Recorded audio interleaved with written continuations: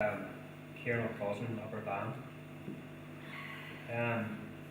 Comrades, when looking at mental health in Northern Ireland, the first thing that strikes me is the gross underfunding by successive British governments, and of course the failure of Sinn Féin and the DUP to re-establish the Northern Ireland Executive.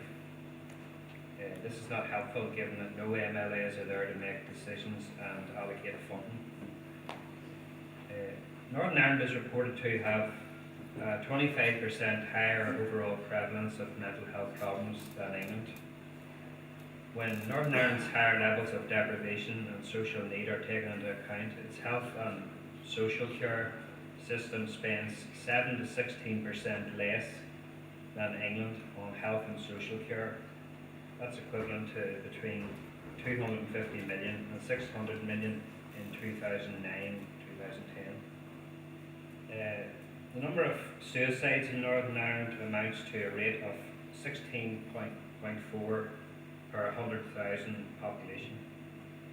This was the highest of the so-called devolved nations in 2014, compared to 10.3 in England, 9.2 in Wales, and 14.5 in Scotland. According to figures for 2014, more suicides occurred in areas of higher deprivation, with 46 suicides in the most deprived areas of Northern Ireland, compared to 13 in the least deprived areas. Evidence has found that the traumatic experiences and exposure to violence related to the conflict in Northern Ireland leads to adverse mental health, not only for the person themselves, but also for their children and grandchildren. The result is a transgenerational cycle which impacts upon the well-being of subsequent generations. As a person who has what could be termed lived experiences, as well as a carer for a family member with a severe and enduring mental health condition, I can tell this conference that living with a mental health condition touches every part of my life, and without the support of family and mental health services, my ability to function would be impossible and lead me and many others in a very dark place that some don't come out of. But I'm more concerned with people who don't have access to proper support. If someone living alone is severely depressed or possibly suicidal, they may not feel able to lift the phone for help, and if they do, they will most likely, if it's in the evening or weekends especially, be asked to present to A&E, which leads to increased waiting times and more pressure on A&E staff. And the A&E is not a place you want to be at the weekend if you're feeling depressed and suicidal, given people coming in with alcohol issues and things. However, for people in the community in need of help on a quite regular basis, there is the availability of a CPN. That's a community psychiatric nurse who play an important role in monitoring the welfare of the person in terms of medication, coping with their mental health, and also support for the family members who in lots of cases are in the role of carer. I personally have found as a carer the access by phone to a professional when I see a dip in my family member's health is invaluable, as they come to the house and make a decision on a course of action. However, the medical staff in these roles are under pressure with, I assume, a lot of patients on their case files, which I can only conclude can only be resolved by additional resources in terms of more qualified staff who can be recruited to help spread the burden.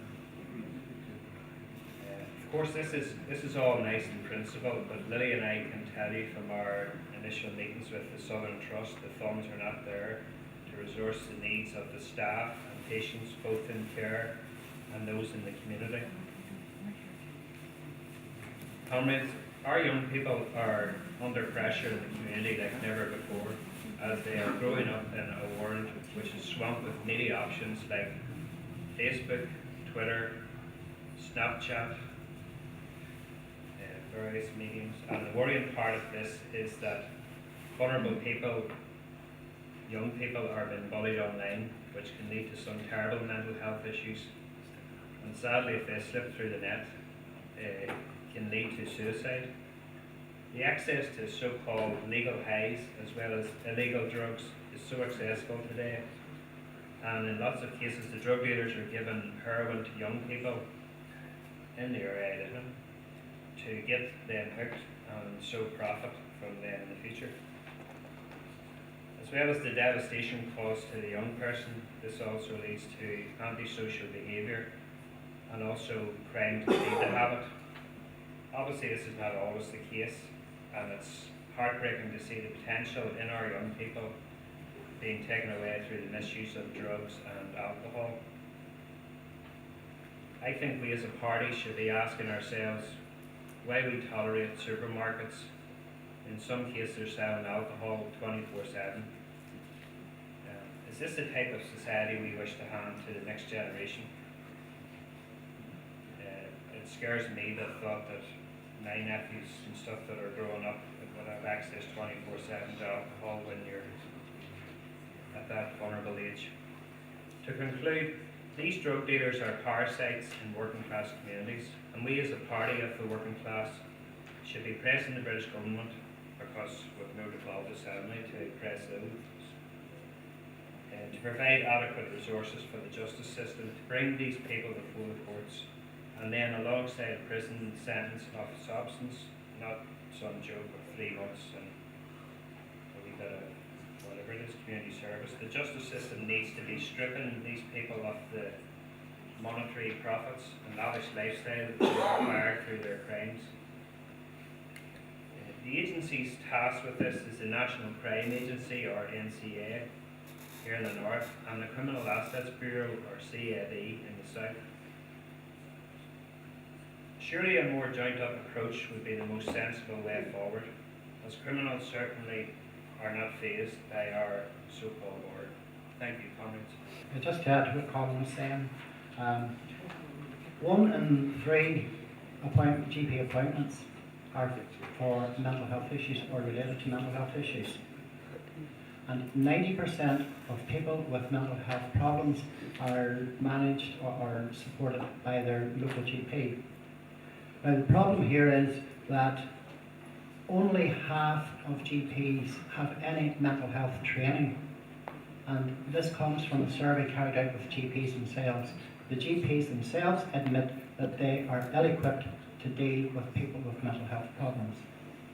Now, the NICE guidelines suggest that people with severe mental illness should have the right to talking therapies. This is not carried out.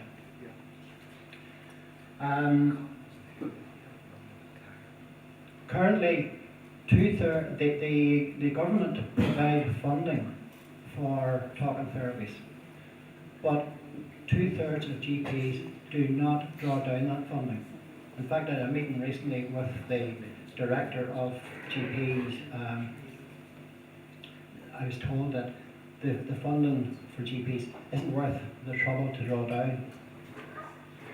So there is money available for talking therapies. The GPs don't feel it worth the while to draw it down. I think to start off with this, first of all, to say that childcare is often seen as some sort of peripheral or tangential issue, and it belongs in the margins and not in the mainstream. And you know, maybe we're guilty of doing that as well by just lumping it in with health and social care and mental health and childcare instead of giving it a separate standalone place of its own. But you know, we're here now, we're talking about it, and it's important that we take this opportunity to do that. Now, the argument is that it doesn't need to be centrally planned. Childcare doesn't need to be coordinated or doesn't need to be centrally funded because by and large it looks after itself. Wish that were the case, because there is of course an army of grandparents, Joe, who are only too willing to look after grandchildren for free. So what's the point of having any sort of coordinated plan approach or funding stream for this? There are enough nursery places to cater for those who can afford them, and anyway, if we need more women back in the workforce, then it's just a simple matter of we can invent some tax credits or have some childcare vouchers or something, and that should take care of that. And really that's as planned and as organised as childcare gets in this society. But before we talk about childcare arrangements in Northern Ireland, and we will, I just want to take a look at some of the other countries and how they do it, and what kind of priorities they have, what motivates them in their approach to childcare, how they fund it, and what outcomes that they hope to achieve by that. First one I want to look at is Hungary, which is a fascinating example, even though it's gone under radical political change in the last 2 decades itself. But the first official kindergarten was established in Hungary in 1828. It was one of the first in Central Europe, first of its kind.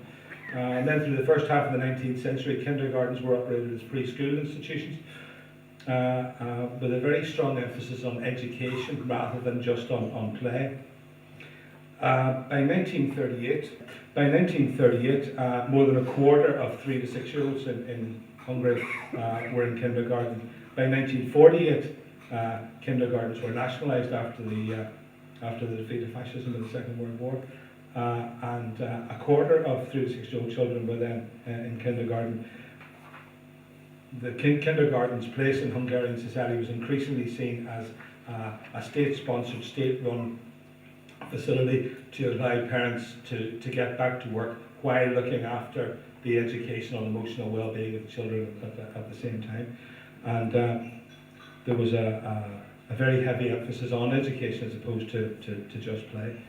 And then by 1965 or 1975, about 2/3 of children were in kindergartens, and this figure increased to 92% for 5-year-olds by 1985. And then with the collapse of the socialist government in Hungary in 1989, the kindergarten operation was devolved. It didn't become a central function anymore. And responsibility shifted to local authorities and local governments, and most of the kindergartens that were formerly operated and run by big businesses and factories just simply closed down. However, the 1993 Public Education Act in Hungary ensured that kindergartens were recognised as an official part of the education system, and it was given the same status as elementary and secondary education. In Hungary, to this day, kindergartens are free and compulsory education is guaranteed by law. Programs are typically open for a full working day to make accommodations for family where both parents are working, and parents are asked to pay for meals, but low-income families are exempt from that. So the Hungarian kindergarten has a long tradition in using music, art and therapy and handicrafts, and as a result it's still to this day one of the most successful models of kindergarten and care for young children anywhere in Europe. And this is an interesting lesson for us as well. In 10% of kindergartens to this day in Hungary, children between the age of 6 months, well, although I suspect it's probably a year or thereabouts, and 3 or 4 are introduced to at least one other language, usually German or English. And that says a lot about our approach to education. That says a lot about our approach to childcare and how far we have to go. In Denmark, 97% of children aged 3 to 5 and 92% of 1 to 2 year olds are in daycare. Most parents can take a year off in Denmark because of the progressive parental leave system. So most children in Denmark start kindergarten, preschool, round about their first birthday. Every child in Finland under the age of 7 has the right to childcare and preschool by law, regardless of family income. Public funding of childcare in Finland makes it almost a free facility for parents and young children. Sweden spends more on childcare and kindergarten care than it does on its defence budget, which is an interesting staggering statistic as well. Each child is guaranteed a place at a publicly run preschool, and no parent is charged more than 3% of their salary for looking after the children, and that's capped at £100 a month.